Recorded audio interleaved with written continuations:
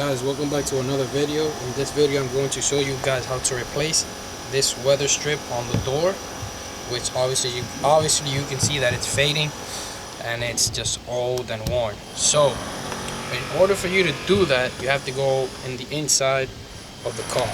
Now I did make a YouTube short on this that I put the link in the description. It's the more simpler, easier way to do it, but there's also a little bit more complicated way to do it.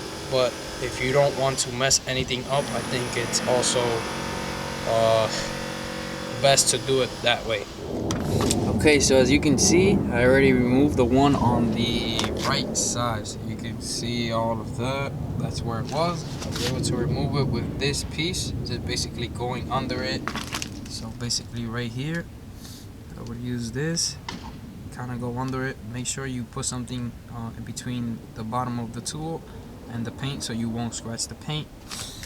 I was able to remove it, but as you can see, some clips stay stuck. So you need to remove this one, which basically you just pry up here, kind of make it loose. This one is already basically loose, so you might be able to just move forward and then remove it.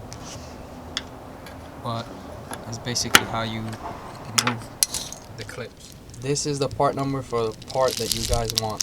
I've seen and read a lot of people say that you can't replace this, that you can't find it, that you need to repaint it, or just leave it chrome how it was here. Basically like that, you don't need to do it. Thank God you can find this for sale, brand new, and you can install it on your car. So you also want to remove the 3 screws that are holding in the speaker to the metal door. Now there's like a plate that these screws that you see here hold the speaker to the door card. There's another thing that holds the door card to the door itself. You need to remove all 3. So there's one here, there's another one over here, and I think there's another one right here. So it's 1, 2, 3.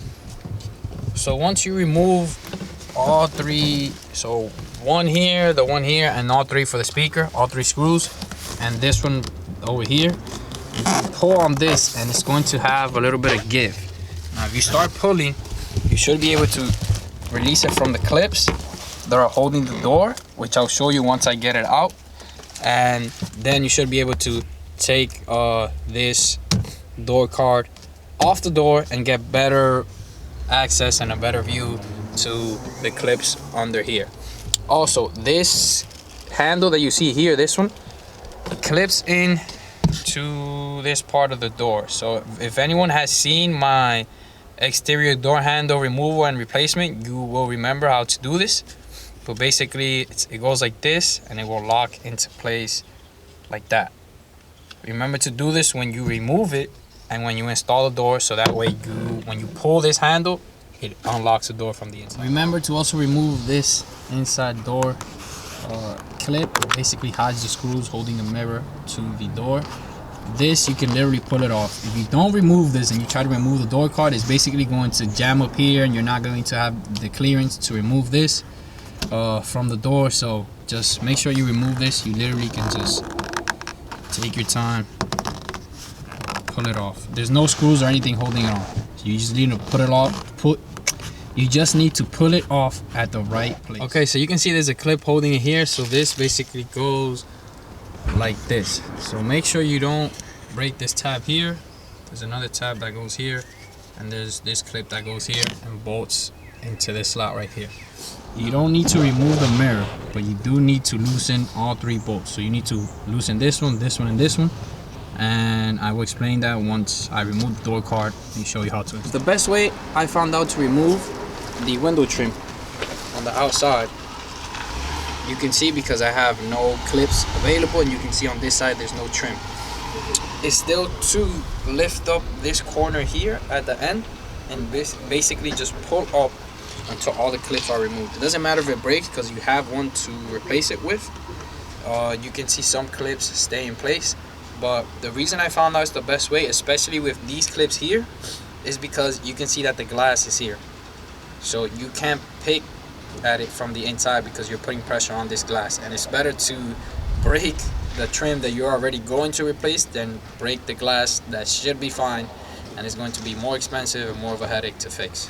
The biggest reason why I said to remove the inside door and loosen the bolts holding the mirror is because once you are going to put the new one in, it's going to give you a little bit of trouble and you're going to have to slide it in. Since this is all the way tight and it has no play, then it's going to actually mess up the edge a little bit of the new window trim piece. So it's better to have this much room, which is basically all you need.